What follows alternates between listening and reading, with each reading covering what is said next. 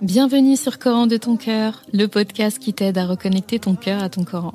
Je suis Zeynep et je suis passionnée par les deux médecines indispensables à toute vie sur Terre, celle de l'âme et celle du corps. Je suis donc enseignante de Coran et interne en médecine générale. Voilà plus de 10 ans maintenant que j'enseigne aux femmes à lire, à apprendre, à comprendre et surtout à vivre leur Coran au quotidien en reconnectant leur cœur au Coran. Car oui, j'ai la ferme conviction qu'un cœur connecté au Coran est capable de redistribuer à tous les organes du corps l'amour pour Allah, l'envie de lui plaire et d'agir dans le bien. C'est pourquoi à travers ce podcast, je compte redonner chaque semaine un nouveau souffle à divers pans de ta vie au regard de ton Coran. Prends ce temps pour toi et belle écoute. Assalamu alaikum wa rahmatullah. Je suis très contente de te retrouver un vendredi de plus pour un sujet très important dans notre islam, dans notre condition d'être humain. Et aujourd'hui, on va parler santé mentale parce que il était temps pour ce sujet-là et je pense que tout le monde est prêt maintenant, Inch'Allah, à l'écouter.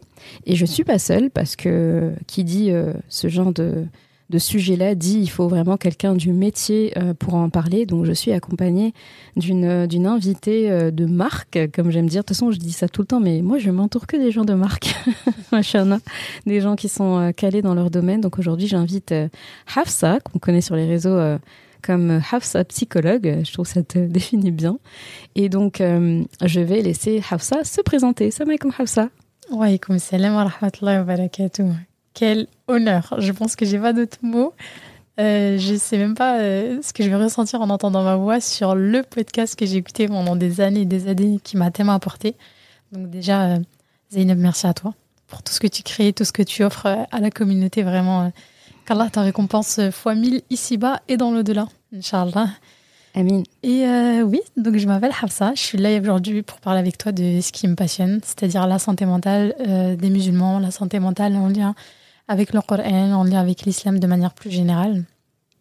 Donc, pour faire une petite présentation, je m'appelle Hafsa et je suis psychologue.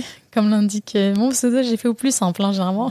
Hafsa, j'ai cherché très longtemps et je suis revenue sur hafsa.psychologue. Machallah. Parfois, il faut pas trop en faire non plus. Et donc, je suis psychologue. Ça veut dire que j'ai fait une licence et un master de psychologie en France, donc à l'université. Et aussi psychothérapeute. Psychothérapeute, ça veut dire que je me suis formée par la suite dans une technique thérapeutique particulière. En l'occurrence, je me suis formée dans plusieurs, donc en ethnopsychiatrie. Ça va être la prise en charge psychique et psychiatrique des personnes qui sont d'une ethnie, d'une culture différente de la nôtre. Je me suis formée ensuite donc, en EMDR, qui est une technique de diminution de la charge émotionnelle suite à un traumatisme. Je suis toujours en cours de formation pour celle-ci. Et enfin, je me suis formée en TCC, thérapie cognitive et comportementale, qui est très très utile dans les prises en charge où nos pensées vont être bloquées sur des pensées du coup qui sont pas forcément saines, qui sont pas forcément bonnes pour nous. Et parfois, il suffit de recalibrer ces pensées pour que ça ait un impact sur les émotions et ensuite un impact sur notre comportement. Et à côté de tout ça, je suis étudiante en sciences islamiques, donc là en dernière année, alhamdoulilah, parce que j'ai toujours voulu travailler avec les musulmans et je savais que j'aurais besoin de l'islam pour ça, de connaissances en islam. Et à ce moment-là, je me suis rendu compte qu'il manquait un petit truc quand même, parce que je connaissais les règles de fiqh, les différentes ablutions selon les cas d'école, mais le lien avec la santé mentale, je ne le faisais pas vraiment.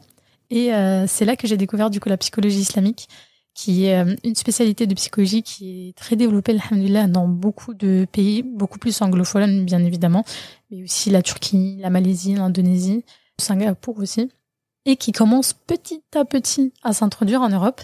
Et donc, je suis actuellement en train de finir là, alors on parle mon diplôme universitaire que j'ai fait avec le Cambridge Muslim College, donc une université privée islamique à Cambridge, sur la psychologie islamique. Et à côté de ça, j'ai plusieurs petites formations que j'ai fait en parallèle.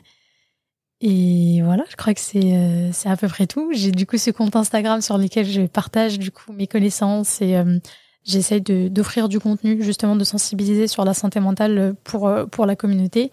Et j'ai un cabinet avec lequel je fais des suivis, des consultations. Actuellement, j'ai plus beaucoup de place. Je suis même en liste d'attente. Mais globalement, voici mes activités avec des interventions comme des conférences et parfois des podcasts comme aujourd'hui. Je te remercie infiniment pour cette présentation. Heureusement que c'est toi qui t'es présentée parce que j'avais peur de pas être aussi complète. Et la chose que j'ai envie de résumer pour tout ce que tu as dit, je vais faire que employer une ayah du Coran qui dit « Fatabarakallahu ahsanul khaliqin ». Donc, je peux pas dire mieux que ça. Donc, tabarakallah, c'est vraiment on appelle à la baraka pour la personne. C'est ce que Rasulullah sallallahu alayhi wa sallam nous a conseillé lorsqu'on voit du bien, quelque chose qui nous impressionne chez son frère ou sa sœur filaire.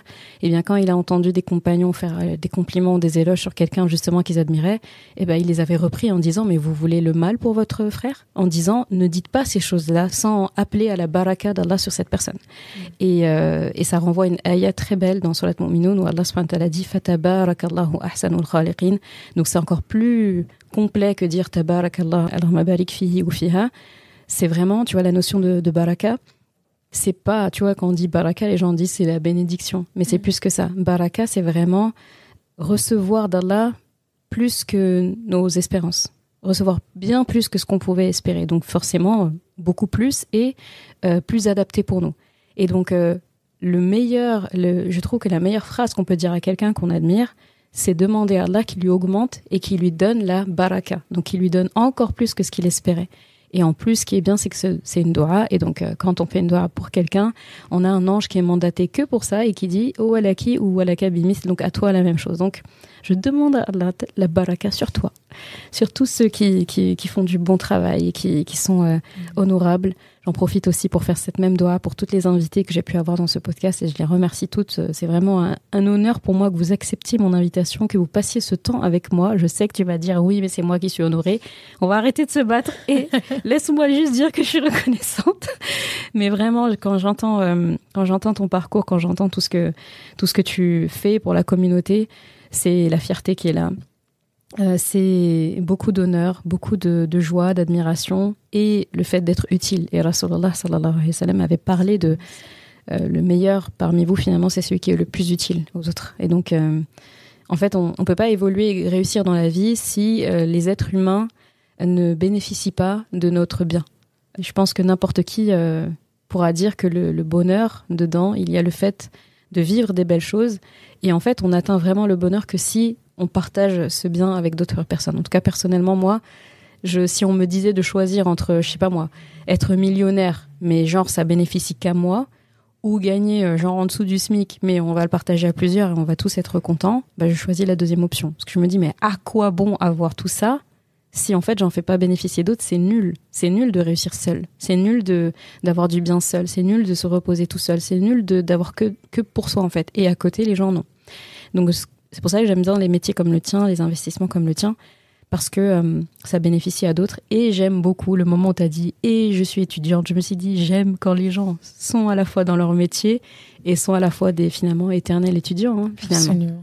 Et donc dans ce domaine-là, encore plus, hein, enfin, je pense que les psychologues, encore plus que d'autres métiers, ont besoin eux-mêmes d'être toujours supervisés et eux-mêmes d'être toujours dans l'apprentissage.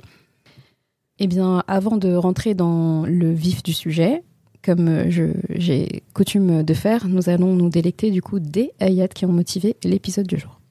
Bismillahirrahmanirrahim.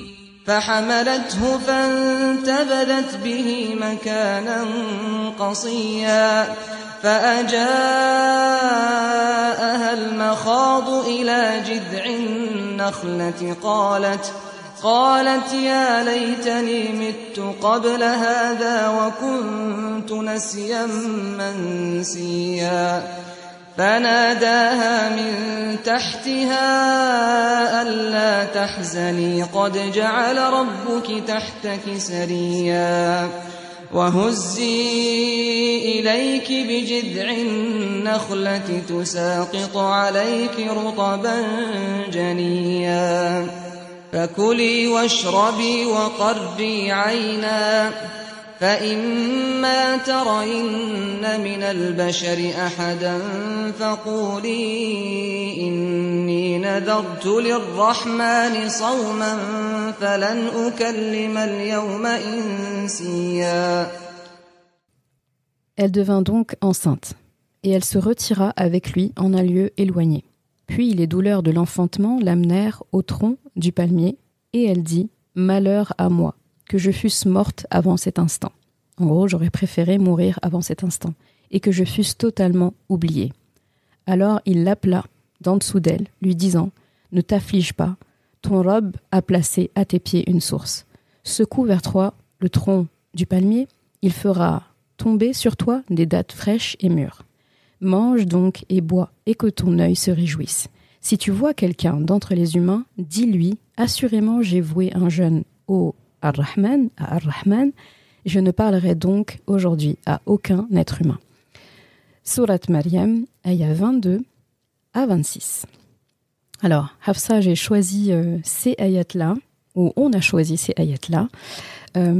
J'aimerais bien que tu me dises finalement qu'est-ce que ça t'évoque pour toi et en quoi finalement c'est une ayah qui parle énormément de santé mentale en plus de notre mère Maryam alayhi salam, parmi les 4 meilleures femmes des univers et qui a eu des propos comme celui-là alayhi salam lorsque elle était sur le point d'enfanter le prophète Isa alayhi salam. C'est vraiment les versets qui m'ont le plus secouée depuis que j'ai commencé du coup ce cheminement en liant la psychologie, l'islam et le Coran, parce que je me suis dit, subhanallah, ça en psychologie, on appelle ça des idées suicidaires, tout simplement, avec ou sans passage à l'acte, c'est ce qui va être défini du coup par la suite du parcours du ou de la patiente, mais je me suis dit, mais ça c'est exactement cette chose qu'en tant que croyant, on se dirait, mais jamais de la vie. Mais subhanallah, il ne faut pas penser ça. C'est pas à nous de décider, c'est haram déjà, de se suicider. Comment tu peux avoir des pensées pareilles? Reprends-toi, va prier, ta foi n'est pas assez forte, toutes ces choses-là. Et quand j'ai relu cette phrase dans le Coran, un verset de Surat Maryam que Maryam alayhi salam a elle-même exprimé auprès d'Allah Azza wa Jal directement, je me suis dit, mais à quel moment, communautairement, on est passé à côté de ça? À quel moment on est passé à côté de cette femme qui a été élevée au-dessus des autres femmes, parce que c'est ce qui est dit à plusieurs reprises dans le Coran, que les anges lui disent, Maryam, tu as été élevée, certes, au-dessus des autres femmes. Cette femme que même le shaitan ne pouvait pas toucher, il n'avait pas d'influence sur elle. Le hadith du prophète Mohammed sallallahu alayhi wa sallam qui dit que tous les enfants qui naissent sur cette terre donc pleurent à la naissance parce qu'ils sont piqués au flanc par le shaitan, que le shaitan les touche, sauf Maryam alayhi salam et sa descendance, donc Isa alayhi salam. Parce que la mère de Maryam, Hana, avait fait cette dua en demandant à Dieu protège ma descendance de Shaitan le maudit. Et Allah a exaucé cette dua-là. C'est-à-dire que ce qui est important là-dedans, c'est de se dire que si le Shaitan n'a pas d'impact sur eux, ne peut pas les approcher, les shayatins encore moins, évidemment. Donc il n'y avait pas de wes-wes, il n'y avait pas de perturbation, il n'y avait pas d'idées intrusives, il n'y avait pas tout ça, tout ce que nous, en tant qu'êtres humains lambda, on combat tous les jours, quoi. Maryam, elle n'avait pas ça. C'est-à-dire que le shaitan n'avait pas d'impact sur elle. Et elle est arrivée au point de souffrance où la chose qu'elle aurait voulu, c'est d'arrêter, en fait. Et pour arrêter, ça passe par la mort. C'est parce qu'en tant qu'être humain, si on veut s'arrêter, ça passe par la mort. Et elle a eu besoin d'exprimer ça directement auprès d'Allah.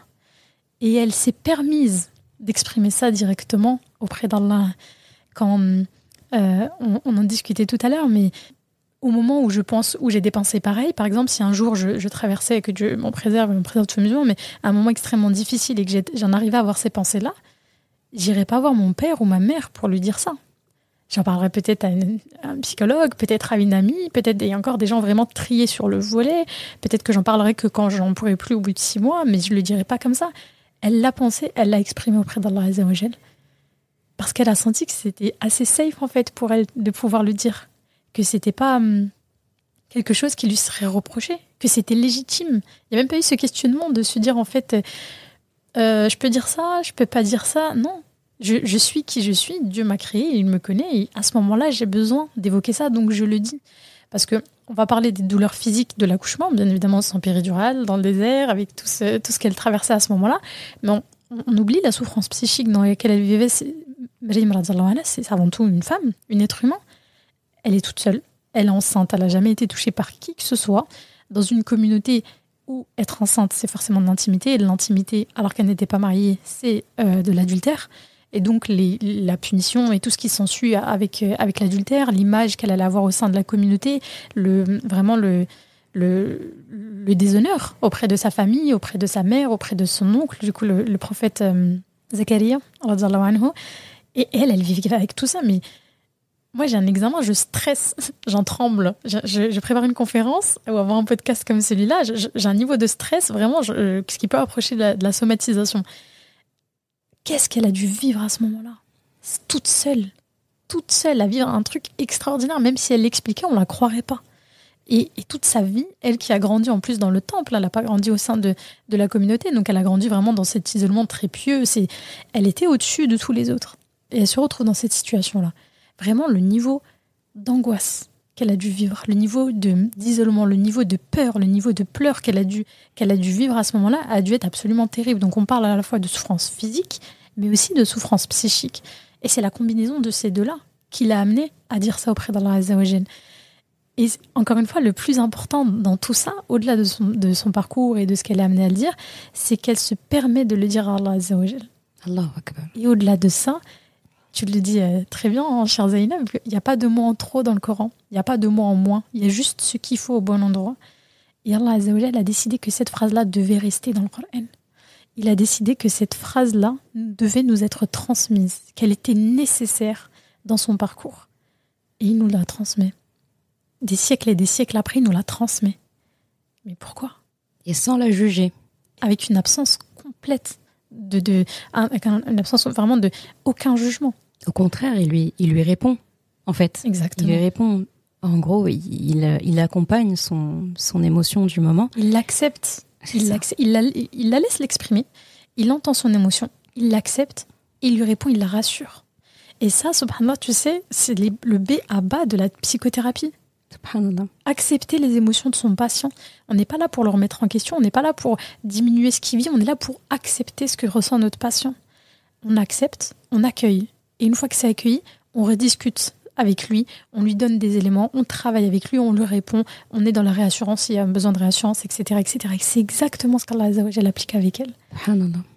C'est très fort. Mais tu vois, t'as très bien expliqué justement ce que j'avais sur le cœur vis-à-vis de ces ayats-là. C'est assez impressionnant. Encore une fois, moi, je suis juste impressionnée du fait que ça apparaisse dans le Coran. Allah aurait pu parler d'autres choses. Donc, et en fait, c'est ce qu'elle ressent à ce moment-là. Et je suis très admirative aussi vis-à-vis d'elle, parce que il y a des personnes, même de eux à Allah, ils ont honte d'exprimer ce qu'ils ressentent. Et en fait, elle l'exprime, mais elle aurait pu utiliser d'autres termes. Elle aurait pu atténuer, elle aurait pu dire de tellement de façons. Mais on voit que à ce moment-là, elle n'a pas cherché à romantiser la chose, à tremper ça dans du miel avant. À arrondir les angles. C'est ça, arrondir les angles et dire des choses plus adoucies. En fait, c'est ce qu'elle ressentait à l'instant T, point. Et elle n'a pas dit qu'elle va se suicider, elle n'a pas dit qu'elle n'est pas passée à un acte, elle a juste dit ce qu'elle ressent. Et même là, elle a pas, si tu regardes bien, elle voulait juste disparaître. Et ça, on a le droit, en fait, de dire, si seulement je pouvais ne pas être là. J'aimerais que ça s'arrête. C'est ça. Il y a des fois, tu es dans une situation, tu as honte, en fait, tu te dis, j'aurais préféré n'avoir jamais été dans cette pièce, n'avoir jamais été dans cette assemblée, n'avoir jamais été dans cette situation. Bah, en fait, tu exprimes juste que cette situation est inconfortable. Et elle, à juste titre, avec tout ça, je sais pas si on réalise ce qu'elle a vécu. Aujourd'hui, le même contexte, elle, et t'as vu aujourd'hui, tu vois, elle, c'est pas n'importe qui. T'as vu le jugement qu'on fait aux gens, que les gens admirent, les attentes que les gens ont, la déception. Ont un statut. Exactement. Ils ont encore moins droit à l'erreur. Exactement. Et voilà, regarde ce qu'ils lui répondent quand elle revient. Il lui dit, tu vois, c'est elle. Si c'était une autre femme, non. Il lui dit, voilà, pourtant tes parents étaient pas comme ça, ta mère était pas comme ça, etc. Tu vois, parce que c'est elle. Il y a ce jugement où, en plus, elle, c'est même pas une question, t'as le droit à l'erreur, t'as pas le droit à l'erreur. Il y a aucune erreur qui est commise. Oui. Mais regarde comment, en fait, il y a pas le bon soupçon dès le départ et elle doit gérer ça. Et Allah, elle a déjà blindé par rapport à ça en lui disant, genre, ne parle même pas. ne t'exprime pas. C'est-à-dire, tu t'es exprimé envers moi, t'as fait ce qu'il fallait, je m'occupe du reste. Et là, on a le miracle d'un bébé dans les bras de sa mère qui répond à la place de sa mère, un prophète. Ça fait partie de ces rares prophètes qui ont eu la prophétie avant les 40 ans. Donc, Isa alayhi salam en faisait partie. Et en fait, il a répondu majestueusement à la place de sa mère. Mais j'aime beaucoup aussi comment Allah la réconforte, tu vois, à travers de la nourriture, de l'eau, le fait de se reposer. Et ça aussi, je pense que ça doit faire partie, quelque part, des thérapies. C'est juste cool. On pose les choses. Voilà. On pose les choses. Et là, tu as dit 2 choses très intéressantes. Premièrement, il n'y avait rien d'autre qu'un miracle qui aurait pu expliquer ce miracle. Elle aurait pu parler autant qu'elle voulait. Ça n'aurait jamais justifié. Parce que c'est pas du champ de la compréhension possible de l'être humain. À ce jour, on ne réalise pas réellement, je pense, ce qui s'est passé. Il fallait un miracle pour expliquer ce miracle. Et au final, ce qui a dû être difficile, parce que nous, on a accusé injustement. Mais comment ça ? J'ai jamais dit ça, mais pourquoi tu dis ça ? Le sentiment d'injustice, il nous pousse à... Je pense qu'on a tous des situations en tête, on s'est senti accusé injustement, et la première chose qu'on fait, c'est réagir et rétorquer, et venir défendre son haq, et venir défendre son image, et venir défendre... Et là, tu peux rien dire. Tu peux rien dire. Tu viens d'accoucher, t'as vécu un truc de fou, t'as vécu une grossesse, tu sais même pas comment. Tu dis ça y est, c'est fini, le bébé il est là, l'épreuve est finie. Non, tu parles pas. Tu parles pas. Et là, je trouve qu'elle nous donne une leçon aussi de tawakkul qui est vraiment impressionnante. Vraiment. Des fois, je me dis, je pense que j'aurais tenté un petit peu. Non, mais en fait, je dois pas trop parler, mais juste pour... J'aurais tenté. Je me dis, c'est le tawakkul qu'elle a mis en place à ce moment-là pour vraiment le véritable lâcher-prise et cette confiance pure et totale en Allah Azza wa Jal est tellement admirable. Je pense qu'il n'y a pas d'autres mots à ce sujet-là. Et la deuxième chose sur laquelle je voulais revenir, effectivement, la manière dont il la réconforte, il lui apporte des éléments de base. La nourriture, le repos, le fait de se rafraîchir, le fait de se poser, c'est souvent, même en psychologie, des fois on va souvent dire oui mais c'est classique, voilà, il faut que tu dormes, tu fais de l'activité physique, que tu manges correctement, mais ça change pas, ça part pas, mais c'est la base. Et tu me diras aussi, mais je pense aussi de la santé physique. En réalité, là on est dans de la médecine préventive, on est dans de la psychologie préventive, on est dans, oui mais si tu entretiens ça régulièrement, bien sûr, tu peux avoir des couacs. Mais si ton moteur, il est sain et il fonctionne bien, le reste, il sera réparable. Et le reste aura moins d'impact que si on part déjà sur un moteur qui est défaillant, parce que ton rythme de vie n'est pas sain. Et après, ça va ne faire qu'empirer et amplifier tous les troubles qui pourront potentiellement s'exprimer derrière. Subhanallah. Et ce qui est hyper intéressant, et c'est de la manière dont il lui présente aussi. Parce qu'il lui dit, secoue le palmier pour avoir des dattes. Il y a un effort qui est demandé. Il y a un effort qui est demandé. Elle était en train d'accoucher quand même. Sous 40 degrés, dans le désert. Puis un palmier, on voit la taille d'un palmier. Je te jure. Enceinte ou pas enceinte, je pense pas qu'on le bouge. Je pense qu'il faut des hommes vraiment solides. Et même, je sais même pas si quelqu'un peut vraiment secouer un palmier. Je me rends pas compte, j'ai jamais vu de palmier. Mais il y a cette notion de, en réalité, l'effort qu'elle a fait de venir secouer le palmier de sa main affaiblie alors qu'elle est en train d'accoucher, qu'elle est en pleine souffrance, c'est pas ça qui a provoqué que les dates sont descendues. En réalité, c'est pas son acte, mais il fallait qu'elle fasse des causes.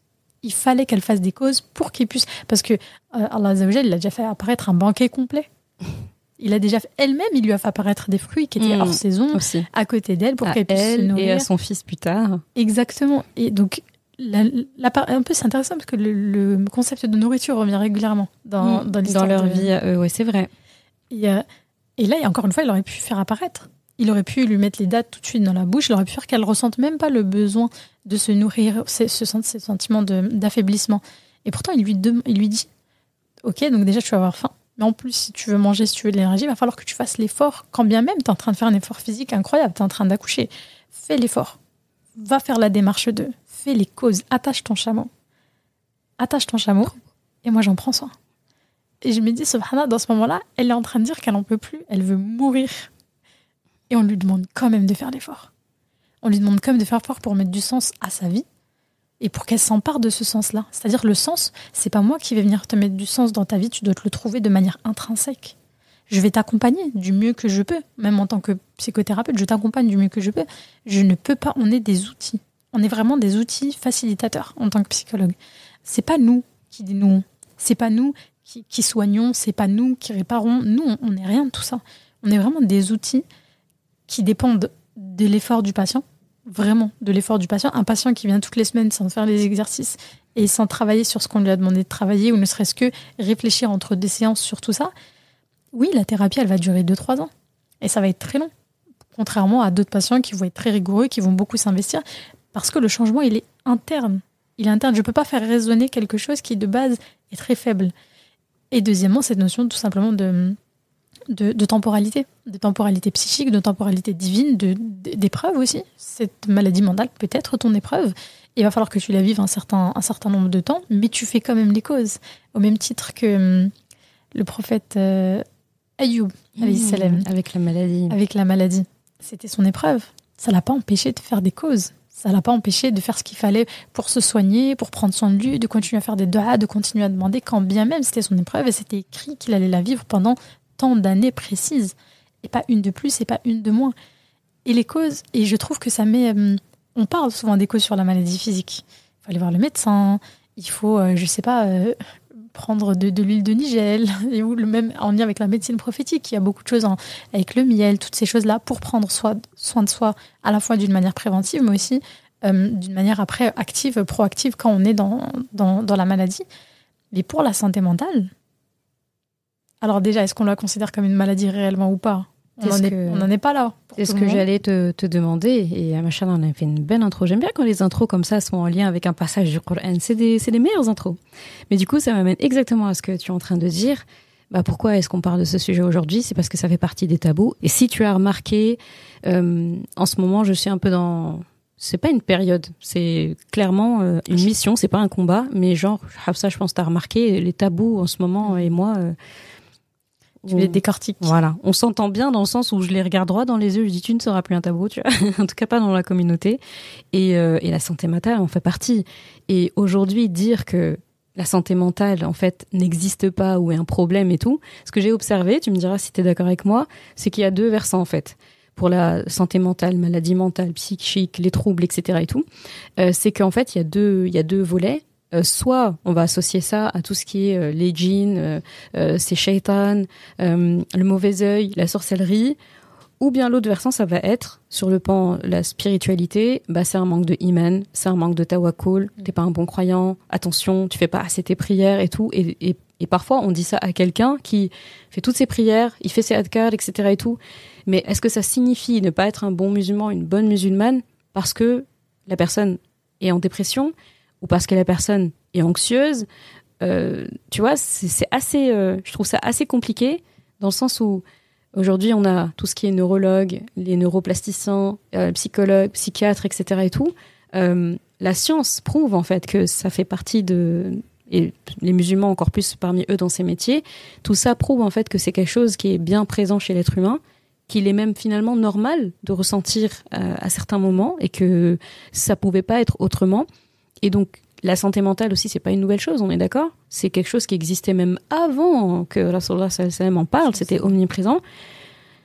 Qu'est-ce que tu vas me dire de ça ? De ce tabou ? Le tabou de la santé mentale, c'est un très très grand sujet.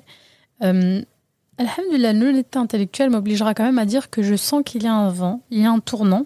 Je dirais pas uniquement une question de génération. Je trouve que ça touche un petit peu à la fois les jeunes, mais aussi les moins jeunes qui commencent à s'ouvrir à cette idée. Et j'ai une patiente qui a 70 ans parce que maintenant, elle estime qu'il faut qu'elle travaille dessus, elle veut travailler sur ses traumas, etc. Donc là, c'est pas une question de génération, c'est vraiment une question de sociétalement. Après le Covid, il y a eu un petit shift sur la santé mentale.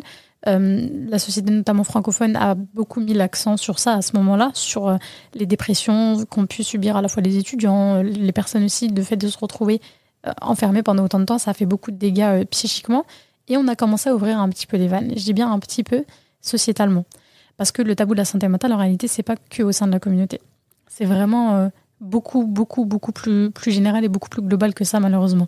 Mais c'est particulièrement empreint dans notre communauté de cette notion de tabou, de honte et d'anormalité surtout, et principalement de faiblesse. Vraiment, si tu parles de santé mentale, soit c'est un problème de riches, soit c'est un problème de non-musulmans, soit en tout cas, on n'est pas concerné. On n'est pas concerné parce que on a la foi, On n'est pas concerné parce que nous, on va déjà chercher à manger. Et une fois qu'on aura fini de manger, peut-être on ira s'occuper de comment on se sent. Et on n'est pas concerné parce qu'on n'a pas eu des parents qui étaient ouverts à ça, parce qu'eux-mêmes étaient du coup dans cette urgence des besoins primaires qui n'étaient déjà pas remplis pour aller ensuite s'intéresser aux besoins secondaires et aux besoins tertiaires. Mais ça ne veut pas dire que ce tabou, c'est pas parce qu'il est général qu'il est légitime. Bien au contraire. Et tu disais tout à l'heure que la santé mentale a toujours été présente dans les communautés. Elle a toujours été... Qu'est-ce qu'il en est ? Est-ce qu'une personne qui a, je ne sais pas, un trouble anxieux, est-ce qu'une personne qui a un trouble dépressif est une personne qui n'a pas une foi assez élevée ?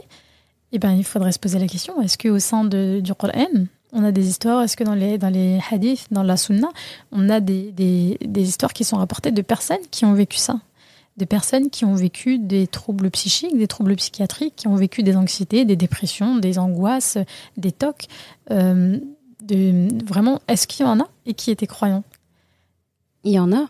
Et il y en a. Il y en a dans le Coran, il y en a en dehors. Dans le Coran, on n'a pas besoin d'aller loin. Quand on regarde Yaqub alayhi salam, quand on regarde Surat Yusuf, j'en parlais avec des enfants. Et une fois, il y a un enfant qui m'a dit un truc, c'est eux, ils disent la vérité. Ils disent, mais en fait, le prophète Yaqub alayhi salam, il a pleuré pendant toute la sourate. Toute la sourate, il pleure. Effectivement, en fait, quand il regarde la temporalité, il y a très peu de moments où Yaqub alayhi salam était, on va dire, apaisé, dans le sens heureux, etc., avec sa famille. C'est au tout début de la sourate, quand il a Yusuf alayhi salam avec lui, et même là, c'est dans une certaine crainte et dans une certaine... il le met en garde, quoi. Attention, il y a quand même ses frères qui rôdent, etc. et tout, c'est pas évident. Il y a Shaitan qui est là en train de semer la zizanie. Donc, il est beaucoup dans la prévention au début. Donc, est-ce que à ce moment-là, t'es le plus apaisé ?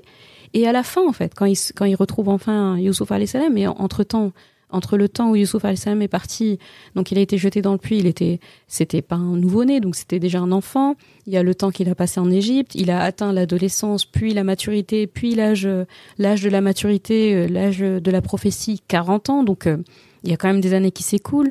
Après, il y a eu le temps où il est allé en prison, il y a le temps où il ressort de prison. En plus, il dit dans prison que c'est bid'a sinin, et les Arabes, étymologiquement à l'époque, disent que c'est quelque chose qui est minimum de 7 ans. Quand on dit bid'a, c'est minimum 7 ans. Donc, il y a ce temps-là, il sort de là-bas, il devient le numéro 2 d'Égypte, il a bâti aussi, il a construit plutôt une famille, etc. Là, il voit ses frères arriver, il les renvoie pour qu'il ramène Benyamin, vu qu'il a donné son jeune frère de même père et même mère, vu qu'il leur a donné une provision alors que lui n'était pas du voyage. Ils reviennent l'année d'après. En fait, les allers-retours qu'il y a des frères de Yusuf alayhi salam, faut compter à chaque fois une année, en fait. Ils reviennent à chaque fois l'année d'après, quoi. C'est pas le truc où ils prennent le train, ils arrivent vite fait comme si on était à une station, quoi. Ils reviennent l'année d'après. Et donc, il y a tous ces va-et-vient, et seulement après, plus tard, il revoit son père. Donc, on peut presque dire qu'il s'est écoulé 40 à 50 ans avant que ces deux-là se retrouvent, alayhim assalam. Et pendant tout ce temps, Yaqub alayhi salam pleure son fils, pleure son absence. Et jamais Allah le lui a reproché. Jamais Allah lui a dit « Pourquoi tu pleures autant ?» Jamais, jamais, jamais. Au contraire, Allah, c'est comme avec Maryam alayhi salam, il accueille les émotions, il fait dire aussi à un prophète, il capture les conversations qu'il a avec d'autres personnes, donc notamment ses fils qui lui disent « Mais en fait, tu vas continuer de pleurer Youssouf, soit tu vas devenir fou, soit tu vas être parmi les oubliés, en gros tu vas mourir. Genre, tu vas mourir de ça. De chagrin. De chagrin, tu vas mourir de chagrin. Tu te rends compte, tu parles encore de Youssouf après autant d'années. Et qu'est-ce qu'il leur répond ? Il dit, mais je me plains à Allah, en fait. Inama ashku bathi wa huzni ilallah. Je me plains de ces tristesses-là accumulées. Donc, Yusuf alayhi salam puis Benyamin. Cette tristesse ancienne et récente, je m'en plains à Allah. En gros, et il le dit, wa a'lamu min Allahi ma la ta'lamun. Je sais d'Allah ce que vous ne savez pas. Genre, laissez-moi avec Allah. Et Allah capture ça comme pour dire, c'est comme s'il lui aussi disait, laissez-moi avec votre père aussi. Ne vous mêlez pas. Vous êtes en plus la cause. Vous n'allez pas en plus en rajouter. Et on parle d'un prophète. Merci. On parle d'un prophète. Est-ce qu'on oserait venir lui dire qu'il manquait de foi ? Jamais. Est-ce qu'on oserait venir dire qu'il n'a pas accepté son qadar, qu'il manquait de tawakkul, qu'il n'a pas accepté son destin ? On n'oserait pas venir lui dire ça. Alors pourquoi on se permet de dire ça de nos frères et de nos sœurs avec qui on vit au quotidien et dont on voit les souffrances ? Pourquoi on se permet de faire ce raccourci très extrême de un pleur, enfin des pleurs, vraiment n'importe quelle maladie, n'importe quelle difficulté psychique et l'associer à un manque de foi. En fait, ça a tellement pas de cohérence que je ne sais pas d'où vient cette idée dans un premier temps, parce que vraiment la cohérence de la pensée, je ne la vois pas du tout. Mais tu dis quelque chose d'important, il dit « je ne me confie qu'à Allah ». Et de là, on va pouvoir tirer de fausses croyances et de fausses compréhensions en se disant « ah, et ben du coup, il faut se confier qu'à Allah ». C'est tout. Les psychologues, là, les psychiatres et toute ta clique, là, à la poubelle. Mais c'est pas ça. C'est pas ça le message. Parce que, encore une fois, si on revient à l'histoire de Maryam, fais les causes. Fais les causes pour te sentir mieux. Bien sûr, tu t'en remets à Allah Azza wa Jal. C'est le premier recours. Par contre, tu viens pas me voir moi si t'as pas commencé à voir avec Allah. Qu'est-ce que tu veux que je fasse pour toi? T'as pas commencé les premiers secours et tu me demandes du coup d'aller beaucoup plus loin dans la prise en charge. On va commencer par là. Et on en parlait tout à l'heure. Il m'arrive d'avoir des patients ou des patientes. On sent quand c'est le maillon manquant. On sent, parce que très vite on tourne en rond. On sent qu'il y a une information manquante. Ah oui, absolument. Vraiment, c'est qu'on se dit, il manque une pièce du puzzle. Et je sens qu'il y a un truc qui manque dans ce que m'apporte la patiente ou le patient, et on va tourner, et je vais creuser, et je vais creuser, et à chaque fois je ne serai pas satisfaite. Je me dis, bon, on commence pas encore les exercices suivants, parce que je sens vraiment qu'il manque, c'est pas pour attraper votre argent, c'est que on sent qu'il manque un élément trop important. Et quand on creuse, et vraiment qu'on va du coup au niveau de la relation avec Allah Azza wa Jal, elle est soit absente, soit très défaillante, soit empreinte d'émotions, de tension, de tristesse, parfois de colère. J'ai malheureusement des patientes qui vont me dire « mais je suis en colère contre Dieu, je lui en veux ». Et c'est difficile à entendre, hein, en tant que musulman, recevoir ça et se dire « waouh, attends, de qui je parle là ?» pour tenir des propos pareils. Mais la question en tant que thérapeute qu'on se demande, c'est par quelle souffrance elle est passée pour en arriver là? Qu'est-ce qui l'a poussée à abandonner son lien avec Allah Azza wa Jal, abandonner ou distancer? Parce que ce sont des personnes, alhamdoulilah, qui sont toujours croyantes et qui ont la foi, sinon ils ne viendraient pas voir une psychologue musulmane dans un premier temps. Et il y a ce truc de je veux pas, mais je suis quand même à côté de toi. Il y a ce truc de je veux recréer un lien, mais j'arrive pas à le recréer. Et ça, je trouve ça vraiment passionnant, parce que c'est le lien aussi qu'on va avoir avec, tu sais, la théorie de l'attachement. Le lien que les parents vont avoir, donc un attachement sécure, insécure, ambivalent avec leurs enfants. Il y a des recherches qui ont été faites, notamment à l'université de Charleston en Australie. C'est donc une chercheuse psychologue clinicienne musulmane qui a fait cette recherche sur les liens d'attachement avec Dieu, avec Allah Azza wa Jal. Et qui avait, selon l'attachement qu'on a avec notre parent, ça pouvait impacter le lien qu'on aurait avec Allah, qui serait sécurisant, insécurisant, ambivalent. Donc en fait, il y a cette notion d'attachement de notre lien avec Allah, de par nos expériences dans ce bas monde et de par ce qu'on nous a transmis en étant enfant. Et là, on se dit, mais c'est absolument fascinant de se dire ça, parce que pour moi, c'est game changer de se dire, mais attends, là, ça se passe mal dans ta relation avec Dieu.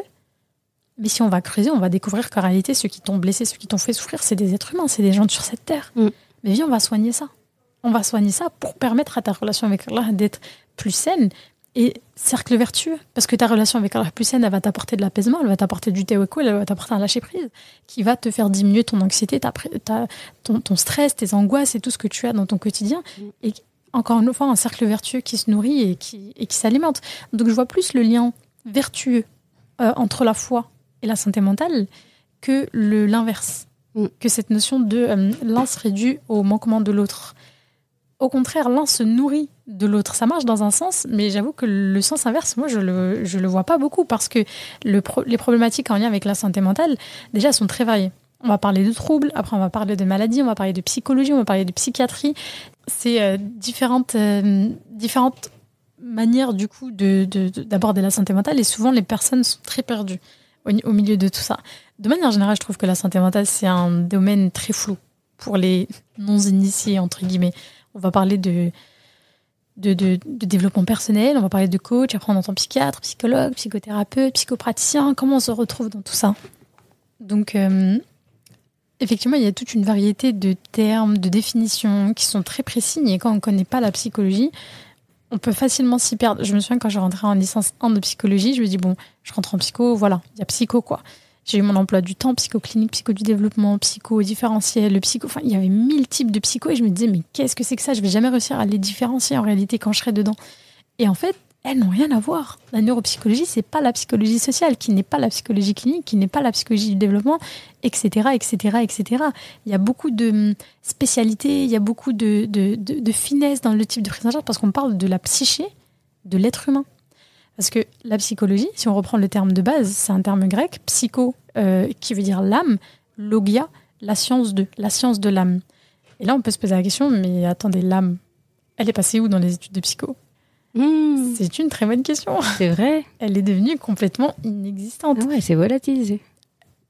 Vraiment, elle a disparu. Et d'ailleurs, si on recherche vraiment toutes les recherches en psychologie, je m'étais amusée à le faire avec ChatGPT. J'avais dit qui sont les 30 psychologues les plus connus dans toute l'histoire. Que des occidentaux.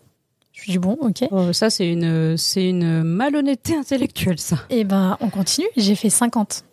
Que des occidentaux, 1 ou 2 russes qui ont commencé leur apparition. J'ai dit, ok, les 100 psychologues les plus connus, que des occidentaux. Amérique du Nord, donc Canada, États-Unis, Europe, Autriche, Allemagne, et un tout petit peu du coup de la Russie. Là, je me suis dit, mais attends, mais on n'a pas eu de psychologue en islam ? On n'a pas eu de professionnels de la santé mentale ? On n'a pas eu de... Et du coup, en cherchant, effectivement, c'est quelque chose qui existe. On a la psychologie en islam, on a la psychologie dans le monde arabo-musulman, on a la psychologie en Asie, en Amérique du Sud, en Afrique subsaharienne, on a tout ça. Et actuellement, comme nos communautés ne s'en sont pas emparées, eh ben, qui est-ce qui a pris la majorité du marché ? Ce sont les Occidentaux. Et qui se sont basés en plus sur des travaux de grands savants musulmans. Absolument.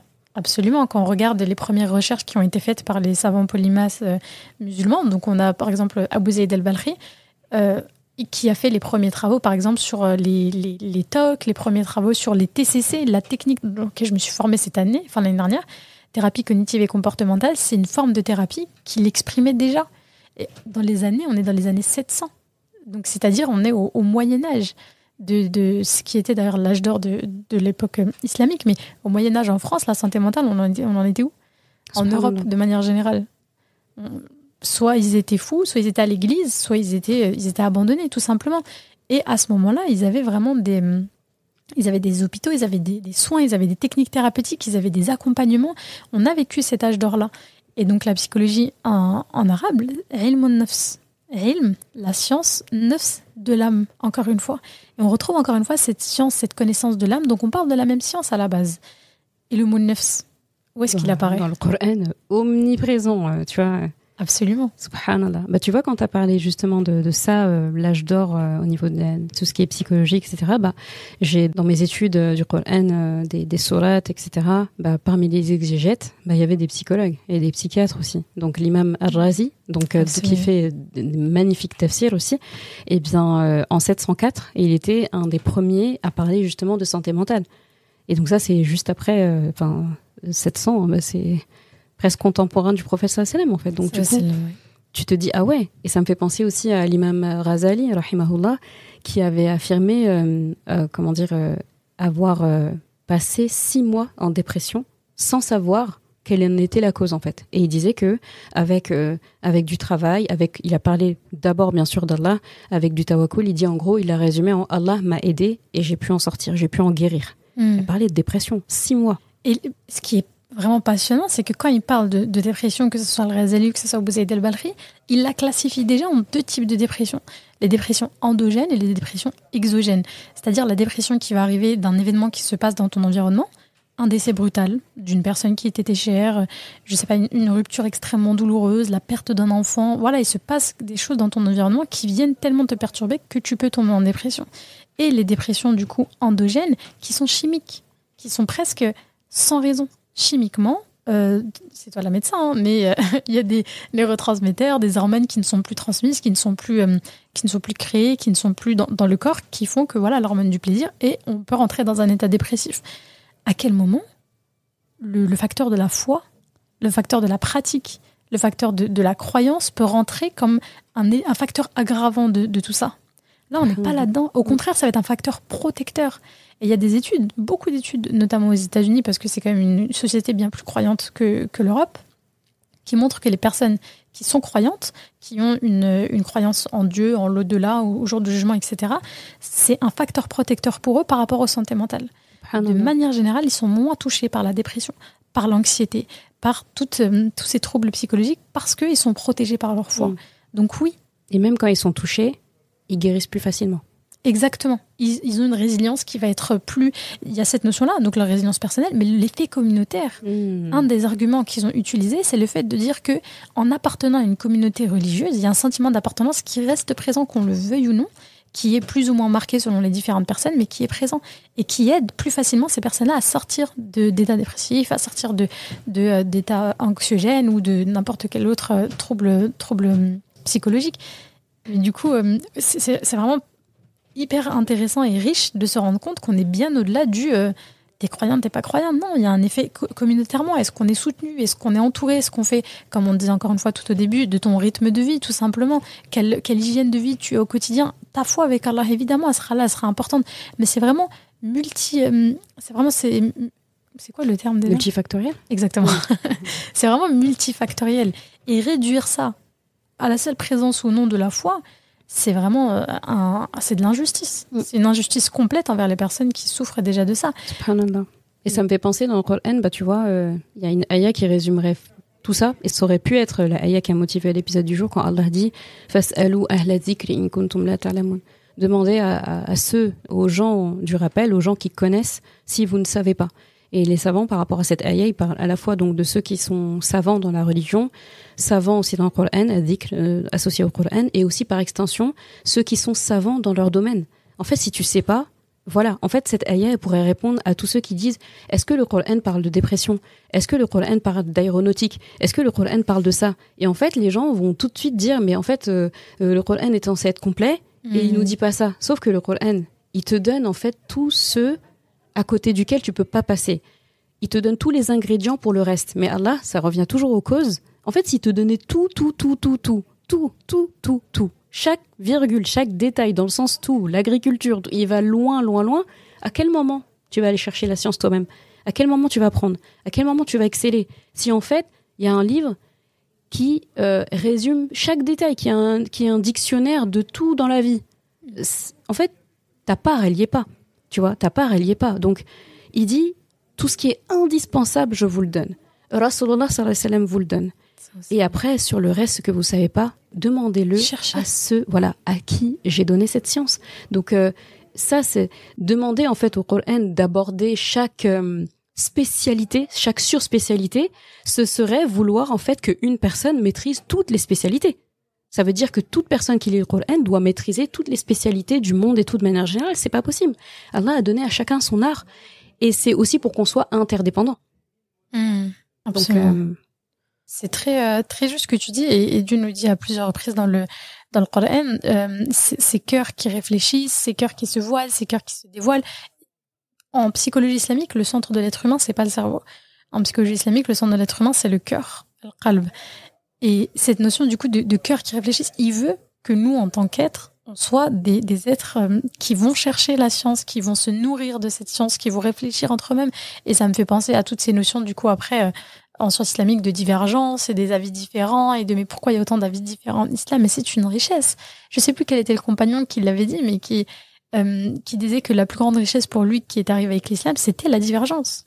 Pour que la communauté puisse s'unir ensemble, puisse creuser ensemble, puisse chercher ensemble et être à la fois riche et diversifiée dans ses approches. Et cette notion de la recherche du savoir, mais aussi de la confiance, les personnes qui sont dans ces spécialités-là. Et là, le problème, c'est qu'il y a beaucoup de méfiance, je trouve, envers les professionnels de la santé mentale, parce que vous êtes formés dans des universités du coup non croyantes, parce que vous êtes formés avec la science de Freud, et ça c'est encore une fois tellement réducteur, comme je disais tout à l'heure, il y a plein de formes de psychologie différentes. Et pour parler du coup de la psychanalyse en particulier, si on aborde Freud, ça serait effectivement l'approche qui aurait le plus de divergence et de difficulté à faire entrer l'islam en son cœur. Mais alhamdoulilah, c'est une sous-technique thérapeutique à l'intérieur de la psychologie clinique parmi des dizaines et des dizaines. Et pourtant, la première chose qu'on fait, c'est de faire un résumé extrême et d'amener tout de suite à cette notion-là de « Ah, ben non, la psychologie, c'est pas compatible avec nous parce que, regardez, Freud, il a dit quoi? Le syndrome d'Oedipe, c'est n'importe quoi. Pourquoi il raconte ça ?» Et du coup, on rejette tout à partir de l'élément, de la parole d'une personne parmi tous les savants de ce domaine-là. Ah, subhanallah. C'est passionnant. Ça me fait penser au fait justement qu'on a tendance à invalider les gens sur un élément en fait de la personne, on va tout invalider. Et j'avais déjà abordé ça dans un podcast, justement. Enfin, la divergence, comme tu l'as très bien rappelé, c'est une richesse. Et ça veut dire justement, enfin, il y a une divergence. Ça veut dire qu'il y a un point sur lequel je serais pas d'accord avec toi. Mais est-ce que pour autant, j'aime bien dire ça, genre si tu fais 1m60, est-ce que pour autant j'invalide tes 1m60 ? Parce qu'il y a juste un truc qui va pas. Et c'est ça le problème de notre communauté. Et pour revenir à ce qu'on disait tout à l'heure, toujours par rapport à ce que le Coran dit, par rapport à la psychologie, le Coran parle beaucoup d'anxiété, parle beaucoup de la tristesse extrême, la peur extrême, si on veut la peur. Dans son apogée, c'était Moussa alayhi salam et Allah l'a aidé à le contenir. Si c'est la tristesse, on pense à Yaqub alayhi salam, Allah a aidé à le contenir. On a aussi le cas de Ibrahim alayhi salam, sa relation avec son père, c'était pas très facile. Et Ibrahim alayhi salam, Allah va beaucoup appuyer sur sa grande empathie, où il veut vraiment que tout le monde réussisse, que tout le monde aille avec lui, etc. et tout. C'est celui qui s'inquiétait énormément pour son père, pour son peuple. Et c'est celui aussi quand Allah envoie des anges pour dire justement que ces anges-là sont venus à la fois pour lui annoncer qu'il allait avoir un fils avec son âge avancé, et à la fois qui sont venus aussi pour anéantir le peuple de Lot, qui était un prophète, et qui était aussi son neveu. Et son premier réflexe, et Allah l'a capturé dans le Coran, il dit « Inna fiha Louta », genre « mais il y a Lot parmi eux ». Tu vois, c'est son premier réflexe, alors que nous qui lisons et qui sommes extérieurs à la scène, on a envie de dire, mais c'est évident en fait que le prophète Lot, il va pas être anéanti. Mais regarde, son extrême empathie fait que ça a été son premier réflexe. Et quand il dit Lot, il pense aussi aux croyants parmi l'autre, parce que mais vous allez anéantir tout un peuple alors qu'il y en a un qui est croyant, alors que c'est un prophète, il connaît les codes qu'Allah emploie pour ça. Allah dit qu'il va pas châtier un peuple tant qu'il y a des gens qui suivent Allah parmi eux. C'est pour ça que très souvent, quand il y a un châtiment pour un peuple, il extradie d'abord les croyants parmi eux, et le châtiment arrive qu'à ce moment-là. Nuh alayhi salam avec le déluge, Lot alayhi salam où il lui dit aussi de s'en aller, Moussa alayhi salam, bon lui c'est un peu plus, c'est Pharaon et tout ça et tout, donc ils s'en vont aussi. Donc il y a cette notion de je sauve les bonnes personnes, et après le reste, quand il restera plus un seul croyant, là, après plusieurs fois où il leur donne des chances entre guillemets, tu vois, quand ils ont épuisé toutes leurs chances, hein, tu vois, c'est comme dans les jeux vidéo, tu vois, t'as des chances, après quand t'en as plus c'est fini, game over. Et bien c'est à ce moment-là, et bien du coup tous ces prophètes là ont fait face en fait à des situations où l'anxiété aurait pu être là, la dépression aurait pu être là, la grande tristesse aurait pu être là. Et d'ailleurs, dans le Coran, là où on pose souvent la question, mais est-ce qu'il y a des termes qui renvoient à ces troubles-là dans le Coran ? J'ai dit, mais il n'y a que ça. Tu vois, il y a plein de mots, ram, ham, qui renvoient justement à quelque chose, en fait, qui est tellement extrême que ça couvre l'esprit, tu vois. Il y a la notion de couvrance, il y a la notion de quelque chose où tu vois, on en parlait tout à l'heure, où on se dessèche. Et tu vois, des fois, t'entends des personnes dans certaines relations, ils disent, je me suis éteint, j'étais éteinte. Et ça, c'est un terme qui est difficile à entendre, où les gens se disent, mais comment tu peux dire que tu t'es éteint dans une situation alors que t'as Allah, alors que t'as le Coran, alors que t'as ceci, t'as cela. Mais donc, du coup, si tu dis ça, dis-le à tous les autres prophètes. Je pense au prophète Younous alayhi salam, où c'est le sens propre et figuré. Lui, dans les ténèbres, à l'intérieur d'une baleine, en fait. Donc, si tu comprends pas qu'est-ce que c'est que de se sentir éteint au point de s'en aller, de quitter un peuple comme ça, sans, entre guillemets, l'autorisation d'Allah, Allah l'a mis vraiment là où tout était éteint à l'intérieur, tu vois. Et quand il a touché le fond, là, en fait, il l'a ramené plus haut. Donc, du coup, il y a Ram, Ham, il y a Al-Khashya, il y a Al-Khawf. Et quand il parle de Ham, il associe ce terme-là, quand il le mentionne dans le Coran, il parle de la femme qui a essayé de séduire le prophète Youssouf alayhi salam. Pour dire, en fait, que finalement, dans la manière dont elle a essayé de séduire ce prophète, eh bien, ça relevait à la base d'un profond mal-être. La négligence de son époux, le fait qu'elle était seule, le fait qu'elle avait pas d'enfants à s'occuper, vu qu'ils n'avaient pas d'enfants. Donc en fait, c'est tout ça en fait qui l'a amené finalement à ce qu'elle pensait être de l'amour, alors que pas du tout. C'était quelque chose de délétère, et c'était presque une séduction anxiogène en fait. Il fallait qu'elle comble quelque chose. Elle l'a fait de la mauvaise façon, mais Allah a capturé ça à travers le terme ham. Donc ham, ram, on a aussi khashya, khawf, plusieurs formes de peur. Des fois, il y a des degrés différents. Il y a dhiq, donc Allah subhanahu wa ta'ala dit au prophète sallam, on sait que annaka yadhiqu sadruka bima yaqulun. On parle du prophète sallam, il a dit je sais que des fois ta poitrine va se resserrer à cause de ce qu'ils disent. Là, il est en train d'amener au côté humain de Rasulullah. C'est un être humain. Lui aussi, en fait, il y a des choses, quand on lui dit, ça lui blesse touche. Personnellement, ça le touche. Et Allah le dit, il se peut que ton cœur, ta poitrine exactement, c'est très important les termes qu'Allah emploie, je vais le dire juste après, et il se peut que ta poitrine, ta cage thoracique, là, se constricte à propos de ce qu'on va te dire. Il y a un autre mot qu'il emploie aussi quand il parle de ril. Ril, c'est vraiment... tu vois, en recherchant l'étymologie du mot, c'est-à-dire c'est une anxiété, dépression extrême qui amène à la haine carrément, à un sentiment de haine. Et là où, tu vois, j'aime bien répondre aux personnes qui disent oui, mais genre en gros c'est un manque de iman, ça n'existe pas, etc. Il y a une ayah où Allah subhanahu wa ta'ala parle de ce qu'il va apporter aux gens, de ce qu'il va leur donner au paradis. Donc il y a à la fois ce qu'il va leur donner et à la fois tous les problèmes de ce monde qu'il va leur enlever. Donc il enlève ce qui nous a fatigués pendant toute notre vie ici-bas et il va nous donner tout ce que finalement on a espéré et même au-delà. Et il y a une ayat trop belle où il dit وَنَزَعْنَا مَا فِي صُدُورِهِمْ مِنْ غِلٍّ au paradis. Donc il dit nous allons enlever dans leur poitrine, encore une fois, il parle de sadr, min ghillin. Donc ma fi sudurihim min ghillin. Et ril, ici, donc c'est le mot que j'ai dit, c'est vraiment, c'est au statut de limite haine, tellement on est trop pris. Et il dit, on va enlever ça de leur poitrine. Il dit pas, en plus, on va enlever à certaines personnes, aux personnes concernées de la poitrine. En fait, c'est comme si cette ayah supposait que vous allez en avoir dans la vie, en fait. Vous allez en avoir. Et effectivement, quand on regarde les cas qu'il y a dans notre communauté, je dis communauté parce que maintenant c'est même plus que dans la société, les cas d'inceste, les cas de violence physique, verbale, conjugale, enfin, plein de choses qu'il faut dire que ça existe, d'accord ? Des agressions qui existent. À ce moment-là, la personne, on va lui reprocher de ressentir de la haine. À ce moment-là, et Allah parle de ce sentiment-là en disant, il viendra un moment donné où on va te l'enlever. En fait, je ne vais pas te laisser entrer au paradis sans te nettoyer de tous tes problèmes, de tout ça. Et il a cité un terme très fort, comme pour dire, s'il cite ril, ça veut dire que tout le reste qui est entre guillemets moins grave, il va l'enlever. Et là, il dit que c'est une chose qui va nous faire avant d'entrer au paradis. C'est comme pour dire, c'est quelque chose qui existe. Donc, est-ce qu'on va dire à Allah, ah ben non, ça n'existe pas. Oh non, ils sont pas croyants. Oh. Ouais, c'est vraiment passionnant ce que tu dis et j'en apprends vraiment tout autant. Je pense que les personnes qui nous écoutent, c'est ce que je trouve incroyable, c'est cette diversité en fait. Et des termes, par exemple, on parle de la peur, mais il n'y a pas qu'une seule peur. Il y a différents degrés de peur. Il y a moi, les termes qui me viendront à la tête, les termes cliniques, ça va être, il y aura du coup les phobies, il y aura l'anxiété, il y aura le stress, c'est différents niveaux de peur différents qui vont avoir des besoins différents auxquels on va venir répondre différemment. Mais aussi cette variété, on a beaucoup évoqué les prophètes, ne serait-ce que de se dire, psychiquement, émotionnellement, ils géraient les choses différemment. Ils n'avaient pas la même approche, ils n'avaient pas la même manière d'aborder. Et on parlait tout à l'heure des preuves du moment où le prophète Yunus en arrive à abandonner. Il faut qu'on se mette en tête que c'était quand même un prophète.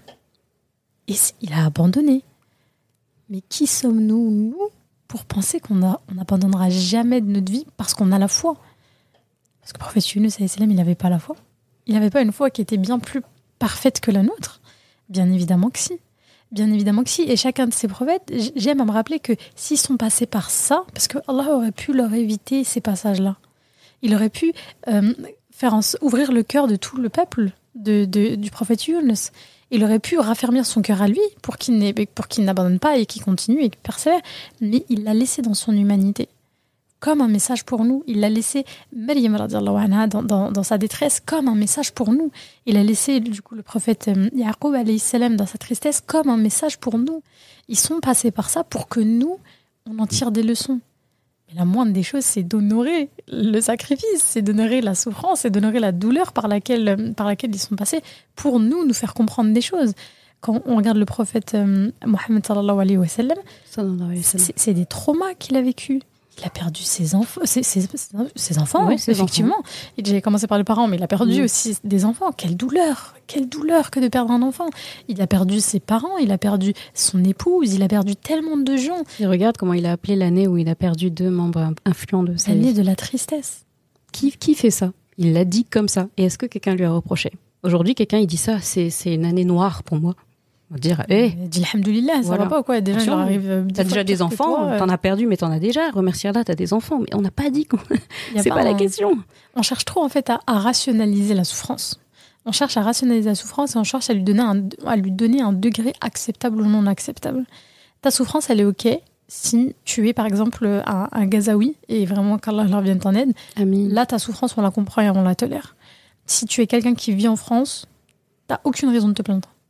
Et dans une certaine mesure, oui, on n'est pas dans la complaisance. Encore une fois, face aux souffrances, Allah subhanahu wa ta'ala les accepte, les entend, les laisse s'exprimer, mais il y répond. Il donne des outils, il donne il les rassure pour qu'on puisse avancer. Effectivement, l'idée, c'est pas d'être dans de la complaisance là-dedans. Mais il la reconnaît et il les entend. Et nous, notre communauté, on n'en est même pas là. Ne serait-ce que reconnaître la souffrance de nos proches, de nos proches et de nos moins proches, et l'entendre et la laisser s'exprimer. Parce que je me positionne et vraiment, je le dis. Tu sais, on a des responsabilités individuelles religieusement, on a des responsabilités communautaires. Par exemple, Salat Janaza. Salat Janaza est une responsabilité communautaire ou l'apprentissage du Coran, comme tu l'as fait, Allahumma barik, c'est des responsabilités communautaires. À partir du moment où il y en a quelques-uns qui le font, la communauté est levée de cette obligation. S'il n'y a personne qui le fait, par exemple la Salat Janaza sur une personne décédée musulmane, toute la communauté prend un péché. Si personne n'apprend le Coran, toute la communauté prend un péché. Ce sont des responsabilités communautaires.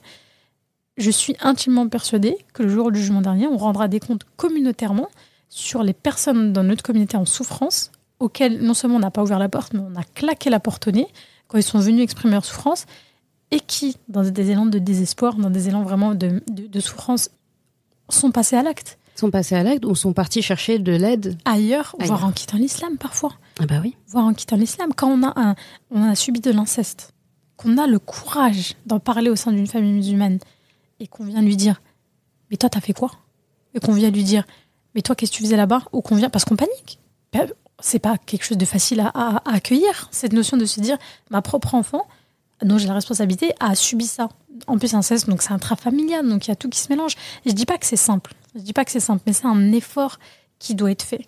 On doit au moins entendre la souffrance des victimes. Encore une fois, quelles que soient les victimes, quel que soit ce qu'elles ont subi, quels que soient les traumas, quels que soient les troubles, il y a des personnes qu'on perd au sens figuré, dans le sens où elles quittent la religion, ou elles quittent tout simplement, elles s'abandonnent dans ce bas monde.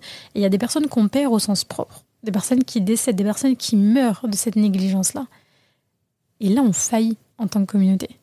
Et vraiment, la première étape, et c'est tout le sens que j'essaie de mettre à mon travail, c'est cette sensibilisation. Il y a des gens qui souffrent autour de nous, et nous sommes responsables les uns des autres. Nous sommes les responsables les uns des autres. Tu n'es pas en capacité de l'entendre, de le comprendre, il n'y a pas de souci. On ne peut pas être partout. On n'a pas tous les armes, on n'a pas tous les outils, on a tous notre propre poids à porter, notre propre trauma. Tu n'as aucun droit de diminuer la souffrance d'une personne. Tu n'as aucun droit de lui retirer son haqq, ne serait-ce que l'exprimer. Ne serait-ce que l'exprimer, ce qu'ont fait tous les prophètes. Ils l'ont exprimé. Il y a une manière de l'exprimer, il y a une manière de le dire. Mais là, encore une fois, on a deux exemples. On a Maryam radhiyallahu anha qui a dit ce qu'elle avait à dire du plus profond de son cœur au moment où elle l'a ressenti, tellement elle était en détresse. Et il y a le prophète Mohammed sallallahu alayhi wa sallam qui pleure la perte de son enfant et qui dit « Et on ne dit que ce qui plaît à notre Seigneur ». Il y a les deux exemples. Et si tu regardes bien, le prophète sallallahu alayhi wa sallam aussi, avant de dire ça, il se nourrit de toutes ces choses-là. C'est-à-dire, lui, il a l'apprentissage finalement de tous ces aïeux-là qui sont cités dans le Coran, et il arrive en fait à dire ce qu'il plaît à Allah avec tout ça. Absolument. Et c'est pour ça que Allah Azza wa Jalla lui raconte l'histoire de Moussa, pour qu'il puisse s'en inspirer, pour qu'il lui dise, regarde, t'es pas le seul. Moussa alayhi salam, lui aussi, il a vécu ça. Et lui, il a eu ça avec Moussa, et on a ça avec l'entièreté du Coran, et toute la vie du prophète sallam, et des compagnons, et de ses épouses. Nous ne sommes pas seuls. Ils ont vécu la même chose. De quel droit on retire ça à la communauté? De quel droit on retire le droit à l'expression de la souffrance? Le droit ne serait que reconnaître la souffrance mentale sous prétexte de chouma, de honte, sous prétexte de faiblesse, sous prétexte de manque de foi, sous prétexte qui sont des jugements que on vient nous-mêmes apposer à ces personnes-là qui sont en souffrance. Et vraiment, je pense que c'est le cheval de bataille le plus important. On pourrait aller beaucoup plus loin dans la discussion, on pourrait parler de troubles plus précis, on pourrait parler des tocs religieux, on pourrait parler du modèle de l'âme en psychologie islamique, on pourrait parler de plein de choses. Mais vraiment, si j'ai un message à déposer aujourd'hui auprès de toi qui nous entends et de l'ensemble des auditeurs qui entendront ça aujourd'hui, c'est cette nécessité de sensibilisation à la santé mentale. Ne serait-ce que ça soit banal, c'est normal. Tu vas chez le coiffeur? Ah ouais, moi je vais chez la psy. Normal, il n'y a pas de souci. Et tout ça, ça commence par soi-même. Je raconte souvent le fait que moi-même, je suis psychologue. Et quand j'ai commencé un suivi thérapeutique à une période de ma vie, que je suis toujours actuellement, j'avais honte de le dire. Alors que je suis la psychologue. Je suis la psychologue. Et je disais, oui, j'ai une patiente. Mais c'était moi la patiente. Ouais. Tu disais la vérité. Mais à ce moment-là, j'ai réagi. Je me suis dit, mais si culturellement, ça a autant de poids sur moi, qui suis sensibilisée fois 1000 à cette notion-là, qu'est-ce qu'il en est de personnes qui voient la psychologie de loin? Et à ce moment-là, je me suis dit, mais il y a vraiment, vraiment un tabou énorme qu'on doit briser. Et encore une fois, je dis aussi régulièrement, c'est une MNA que je laisse là à tous tes auditeurs. Enfin, ils n'ont rien demandé, hein. Je leur laisse quand même. Mais c'est pas grave, ils ont plein de MNA ici, c'est très bien. C'est une MNA que je mets en moi-même, une MNA que je te laisse à toi, très chère Zeynep, et à l'ensemble des auditeurs. Cette responsabilité de sensibiliser à la santé mentale. Chacun à la hauteur de ses compétences, chacun à la hauteur de sa résilience, chacun à la hauteur de ses propres traumas et de ce qui va résonner en lui. Cette sensibilisation et cette acceptation de dire, mais en fait, c'est normal. Ouais, bah, samedi, je peux pas, j'ai rendez-vous chez ma psy et tout. On n'est pas obligé de dire de quoi on parle. Ouais. On n'est pas obligé d'aller plus loin. On n'est pas obligé de dire qui est la psy. On n'est pas obligé juste, oui, je vois une psychologue pour ma santé mentale et ça me fait grave du bien. Et pour ceux qui n'en voient pas, c'est-à-dire ton problème, je ne sais pas quoi en faire, je sais pas de quoi ça relève, mais au lieu de se dire, comme je sais pas ce que c'est, comme je sais pas comment je vais réagir, comme je j'ai pas les outils pour, eh bien, donc je t'invalide. Non, j'invalide pas ce que tu ressens. Mais tu vois, la chose, comme tu dis, ça peut être aussi simple que de dire va voir une psychologue. Ouais. Combien sont ceux qui disent ça? Va voir une psychologue. Et ne serait-ce que quelqu'un vient de nous dire, mais tu sais, tu devrais aller consulter parce que c'est OK. Il y a plein de psys qui sont hyper intéressantes, qui sont adaptées à leur religion, c'est ce qui te fait peur, qui sont formées à la fois en sciences islamiques, en psychologie, et quand bien même elles ne le sont pas. D'ailleurs, j'en profite pour le dire parce que forcément, si on dit ça ici, des gens vont demander dans les commentaires et tout, mais il y a plein de psychologues dans notre communauté. Et je sais que toi, t'as mis une story à la une. Voilà, ouais. Sur Instagram. Je le dis, allez voir une story à la une sur Instagram où tu mets justement pas mal de références. Exactement. Actuellement, j'en ai deux en tête. Il y a mon confrère Ali Habibi qui a un site internet, qui a une page sur son site internet comme un annuaire, où il fait un référencement de psychologues musulmans. Oh, c'est top. Hommes et femmes. Il aura peut-être plus d'hommes que moi d'ailleurs. Et moi, j'ai fait vraiment, parce qu'il y avait tellement de besoins, une story où j'ai regroupé tous les psychologues musulmans. Je crois qu'il y a peut-être 2 frères, mais il y en a déjà 2 frères. Et donc, une 50aine, je pense, de consoeurs qui sont psychologues formés, diplômés et qui sont musulmanes, pas forcément formés en psychologie islamique, mais en tout cas formés en psychologie et musulmane et qui seront tout à fait... disponible pour des prises en charge et on est beaucoup plus que ça. Là, j'en ai référencé 50 parce qu'elles ont des pages Instagram, mais en réalité, je suis dans certains groupes, on est 150, on est plus d'une centaine de psychologues musulmanes. Il y en a. Elles sont pas toujours vues, ça peut être difficile de les trouver, mais il y en a. Et donc, il faut vraiment pas se fermer à ça en se disant je peux pas les consulter parce que je trouve pas de psychologue musulmane, parce que dans un deuxième temps, on n'est pas obligé à 100% d'aller consulter une psychologue musulmane. Si c'est en lien avec notre problématique, si ça nous rassure, nous, personnellement, d'être face à quelqu'un qui va comprendre notre expérience, bismillah. Il y a aussi des psychologues qui sont non musulmanes et qui sont formés à l'ethnopsychiatrie, donc la spécialité dont je parlais au début, et qui sont formés aux différences interculturelles et qui sont formés et qui sont sensibilisés à cette notion de croyance et qui vont vous soigner selon votre référentiel. Il faut juste veiller à bien choisir et bien regarder en fait qui sont ces psychologues-là. Et même chez les psychologues musulmanes, en réalité. Le psychologue, je dis toujours, c'est comme le coiffeur. Il y a des coiffeurs, ils vont faire n'importe quoi avec tes cheveux. Et puis il y a l'alchimie en plus. Exactement. Le coiffeur qui te calcule pas, il est hyper froid, t'as pas trop envie d'y retourner. Il faut que ça soit un moment quand même agréable. Le coiffeur qui sait pas du tout s'occuper de ton type de cheveux, tu vas pas y retourner. Mais est-ce que ça veut dire que tu vas jamais retourner chez le coiffeur de toute ta vie? Et est-ce que ça veut dire qu'il n'est pas coiffeur? Est-ce que ça veut dire qu'il n'est pas coiffeur déjà? Est-ce que ça veut dire que toi, tu viens pour une teinture rouge? Il te dit, mais moi, ma spécialité, c'est les boucles. Mais si tu veux, j'essaie ta teinture rouge. Mais c'est pas sa spécialité. Va chercher un coiffeur qui sera spécialisé dans les teintures rouges et qui te parlera avec toi et avec qui il y aura le feeling et qui te conviendra. Il faut faire des essais. Il faut pas avoir peur de faire une séance et se dire, et vous n'avez pas à vous justifier, hein. On va pas venir toquer chez vous demain. T'étais où là, ça fait 2 mois que je t'ai pas vu. Faut que tu reviennes en consulte. Non, c'est le timing de tout un chacun. Il faut vraiment pas avoir peur de prendre ce temps de découvrir, de chercher le professionnel qui nous conviendra à ce moment-là dans notre vie. Peut-être que ça ne sera pas le même toute notre vie. Peut-être que ça ne sera pas le même pour toutes les problématiques. Et peut-être qu'à un moment, vous vous sentirez « Ok, j'ai fait le tour avec vous. C'était vraiment enrichissant pour moi. Mais là, j'ai besoin d'aller plus loin en lien avec ma spiritualité. Donc, cette fois, je vais me tourner vers une psychologue musulmane. » Merci beaucoup de votre apport. Et on continue. Avec le même effort en fait qu'on fait quand on cherche sur Doctolib ou sur Google des avis sur des médecins, des gastro-entérologues, des neurologues, des diététiciennes, etc. et tout. Bah, on prend le temps de regarder parce que notre problème, on le voit et pourtant on le palpe pas. C'est une douleur qu'on ressent, mais elle est là et on va aller chercher le professionnel qui le ressent. Quand la douleur est dans le cœur, bah on va pas voir le cardiologue. Mais ça veut pas dire qu'il faut voir personne et se dire ça va passer. Et effectivement, il faut avoir la même rigueur, toujours dans les sabab, les asbab, les causes, la même rigueur en fait pour ça. Et peut-être même que c'est plus important même que la santé physique.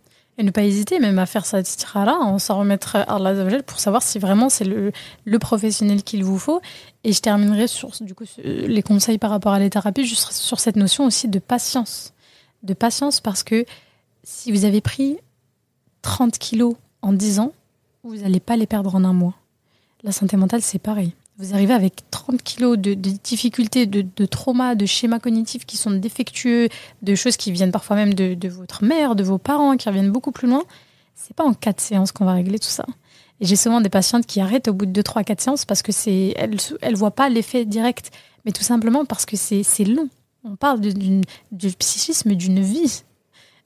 Elles ont 30, parfois plus, parfois un peu moins, 30 ans, elles arrivent et au bout de quelques séances, elles me disent « j'ai du mal ». Et les patientes avec qui je vois vraiment des effets, c'est celles qui auront tenu, généralement c'est quand même minimum 6 mois pour qu'on voit réellement un effet. Il y en a pour qui ça va être plus long, il y en a pour qui ça va être beaucoup plus court. J'ai des patientes, en 4 séances, c'était réglé. Parce que c'était un point extrêmement précis. Elle venait d'une famille qui était, alhamdoulilah, qui était relativement saine. Elle n'avait pas eu de gros traumas dans sa vie. C'était une dépression postpartum. Hop, on a traité ça en particulier et on y va. Vous ne serez pas enchaîné à la thérapie jusqu'à la fin de votre vie. On n'est pas en train de faire de la psychanalyse. Vous ne serez pas couché en train de regarder le ciel et puis on vous écoute et on dit Non, il y a plein de techniques différentes, il y a plein de professionnels différents. Ne laissez pas une déception ou avoir entendu des déceptions de les psys, ça sert à rien. Moi, j'ai essayé une séance, ça m'a amené nulle part. Moi, je fais une séance chez la kiné et j'ai l'impression que ça m'a amené nulle part aussi. Il faut se faire son propre avis. Exactement. Subhanallah. Machallah, c'est passionnant tout ça. On pourrait en parler encore pendant des heures. Je pense que chaque truc qu'on a dit ouvrait la porte à d'autres choses. Mais ce qui est bien, c'est que je pense qu'aujourd'hui, on a essayé vraiment d'aborder la base des bases sur la santé mentale et que justement, ça, peut-être qu'on fera même d'autres épisodes sur ça, mais très intéressant en tout cas ces ouvertures-là. Moi, ce que j'aurais retenu en tout cas de mes recherches de manière générale et tout, c'est qu'il y a aucun savant de l'islam, des vrais savants, je parle pas des autres, mais des vrais savants, qui contredit l'existence des maladies psychologiques, de la santé mentale de manière générale. Il y a des chouyours très respectés, très connus, comme Cheikh Ibn Uthaymin, qui a affirmé que la dépression existe, que les troubles mentaux existent, et que il fallait à la fois se soigner en incluant la pratique religieuse dedans, et qu'il fallait demander toujours demander à ceux qui savent, aux gens de science, si vous ne savez pas. Et je pense que c'est très important de terminer, en tout cas, de se rappeler ça, que je pense qu'on l'a bien compris, le Coran en parle, Rasulullah sallallahu alayhi wa sallam en parle, et on aurait tort en fait de penser qu'il ne faut pas en parler. Et encore une fois, le mot tabou ne devrait même pas exister quand on est musulman. Pour le coup, le mot tabou ne devrait pas exister, parce qu'un tabou, je le redis encore, par définition, c'est quelque chose qu'on occulte parce que honteux, parce que pas une norme sociale, parce qu'au niveau sociétal ou au niveau religieux, ce n'est pas acceptable. Et pour ça, ça signifierait que ce seraient des sujets qu'Allah subhanahu wa ta'ala n'aborde pas, ou que Rasulullah sallallahu alayhi wa sallam n'aborde pas, et disent en fait qu'il ne faut pas en parler. Et trouver un sujet, un seul, le plus intime qui soit, ou le plus général qui soit, où Allah dit qu'il ne faut pas en parler, où Rasulullah dit stop, il ne faut pas en parler. Je pense que personne n'en trouverait. Celui qui en trouve, il me dit, mais je ne pense pas que ce soit le cas. Donc du coup, c'est une question rhétorique. Je ne veux pas en entendre l'avis. Non, je rigole. Je plaisante. Mais pour dire vraiment que c'est très, très important, si on n'est pas à l'aise avec les choses, ça peut renvoyer justement à quelque chose qu'il faut étudier en soi, en se dire pourquoi je suis mal à l'aise vis-à-vis de ça. Et c'est ça, en fait, il faut se questionner soi. Quand nous, on est inconfortable vis-à-vis d'un sujet, c'est pas le sujet qui est pas bon, c'est pas le sujet qu'il faut invalider. C'est moi, en fait, que je dois sonder et regarder qu'est-ce que ça renvoie en moi qui fait que voilà. Au lieu d'invalider la personne, peut-être qu'il faudrait que je me pose de moi à moi et que j'y pense. Absolument. Est-ce que tu aimerais un mot, est-ce que tu pourrais nous donner un mot de la fin? Oui, je pense que c'est très juste ce que tu dis, c'est ce que je disais tout à l'heure, ça commence par soi. Et je m'inclus vraiment moi la première, avec l'anecdote du coup que je vous ai donnée juste avant, le fait que moi-même, étant psychologue, j'avais du mal à parler de ça, ça commence par soi.